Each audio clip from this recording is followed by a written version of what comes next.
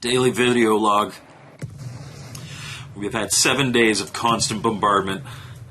My daughter and I are showing obvious signs of nuclear poisoning. We only have 3 days of food left, but I've gotten the upload link satellite repaired. I've been able to monitor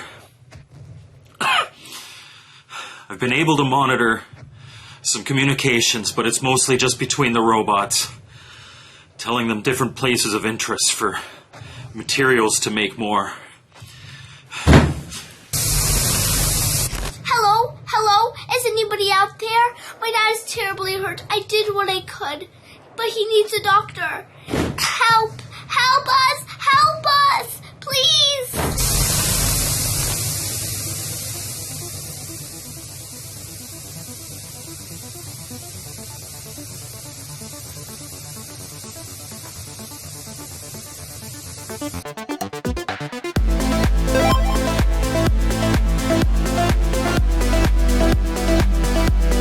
Welcome to Mike's Gaming Gala. I'm Mike, and this week we're looking at Beta Soul for the Nintendo Game Boy by Ferrante Crafts.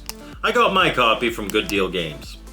Beta Soul comes in a nice printed box with a full color manual, plastic insert, and clear game cartridge in a protective case so you can take it around without scratching up the cart. This game was a complete unknown to me before I played it, so I didn't know what to expect. It's pretty unique, so let's take a look. After the splash screens, we're presented with some interesting backstory. It's a familiar one. Humanity, in its pursuit of technology, develops more and more advanced AI until it creates the first self-aware machine. Of course, this ends badly, and a nuclear apocalypse ends humanity. However, in humanity's wake is born new life. In this case, new and innocent AI. And this is what you play as. Aside from clips you discover from the past, there are no people in this game. You're a small, innocent robotic creature with self-awareness who discovers emotions along the way and just wants to survive. It's a really interesting post-apocalyptic take. When you get to the start screen, it asks you to show signs of life. A really cool way of setting the tone of what's to come. Pressing anything awakes you, and you get to the menu with the option of a story mode, challenge mode, and a jukebox. We'll look at all of these, but start with story mode, as that's where all the meat is. The game begins with a boot up sequence, again adding to the atmosphere that they're going for. Then it introduces you to the gameplay mechanic here. How Beta Soul works is that you don't directly control your robot in any of the stages. What you do is manage a constant line between repairing yourself and upgrading your abilities. In this opening stage, you'll battle several rounds of enemies and then be given the option to either heal yourself or increase one of your stats. Do you roll the dice and try to make yourself stronger, or do you play it safe and keep yourself in high health in case you come across something that hits you hard? Thing being, if you just heal all the time, you won't be strong enough to actually be able to overcome the thing that comes to hit you hard.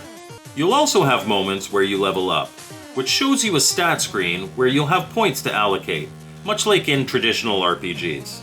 The stats you can adjust in this stage are your attack strength, your chance to get a critical hit, and the strength of your critical hit when you get one.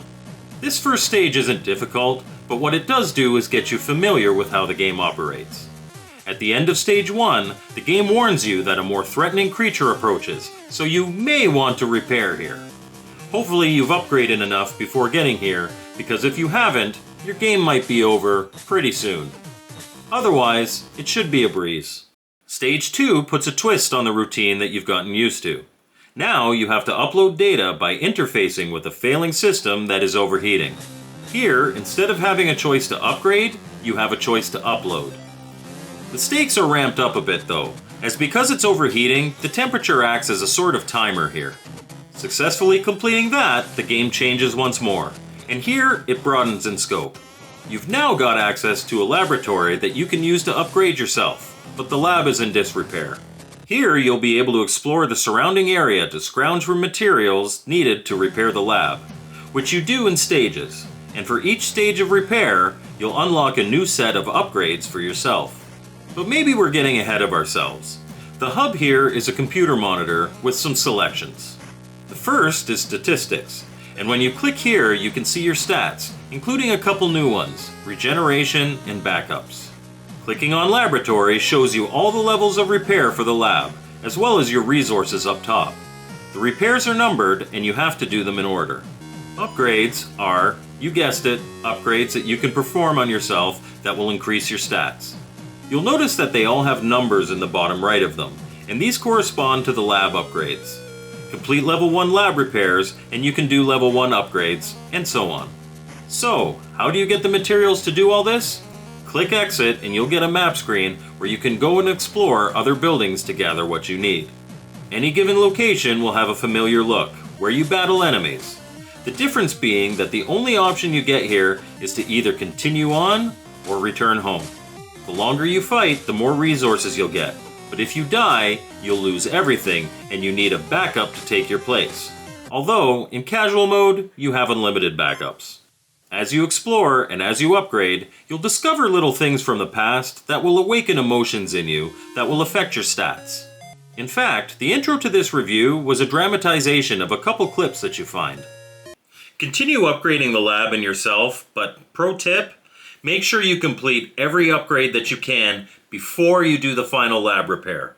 You're about to meet the final boss, and in my first playthrough, I didn't fully upgrade before completing repairs, and I became stuck in an unwinnable situation. Trust me on this one. Finishing the lab repairs has you sending out a signal, which, of course, draws a massive enemy to your location, the final boss. Defeat it, and you get an ending with an uncertain future, your ending stats, and the end credits.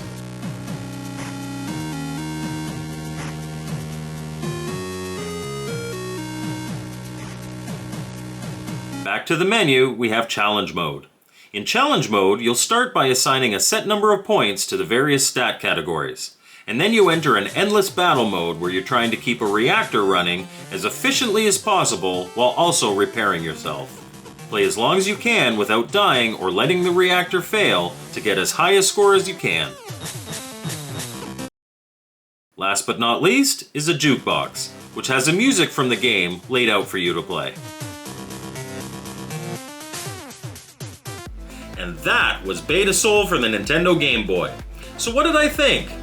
Well, when I first started playing this, I didn't think I'd like it. But now that I have, it's wonderful. It sets such a great atmosphere, and its simple risk versus reward gameplay is engaging enough to keep you into that aspect as well. The graphics, in some places, may not be the best, but they do what they need to do, and it all works towards that overall mood. For such a unique concept, I was really impressed with Beta Soul overall.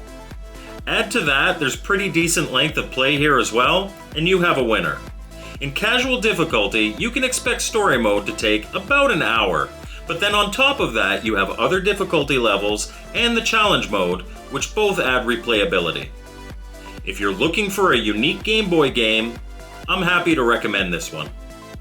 Thank you so much for watching my video. I hope you liked it. Special thanks to my daughter for flexing her acting skills in the intro. As usual, I've got all my contact information on the screen, and we'll see you next time on Mike's Gaming Gala.